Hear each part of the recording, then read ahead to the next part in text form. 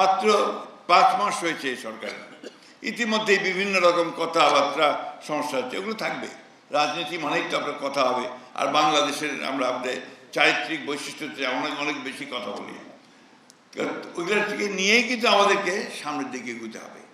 এই সামনের দিকে এগিয়ে যাওয়াটা কঠিন কাজ নয়, যদিও মনে হয় কিন্তু কঠিন কাজ নয়। বিশেষ করে এবার আমাদের যে জেনজি যারা তরুণ শিক্ষার্থী, তারা যে একটা অসাধারণ কাজ করতে পেরেছে, যে একটা জগদ্দল পাথর ফ্যাসিস্ট হাসিনাকে তারা তাদের আন্দোলনের মধ্য দিয়ে সরাতে পেরেছে, এটা তাদেরকে আমি সেই জন্য আন্তরিকভাবে ধন্যবাদ জানাই, কৃতজ্ঞতা জানাই। একই সঙ্গে যারা শহীদ হয়েছে তাদের প্রতি আমার শ্রদ্ধা জানাই।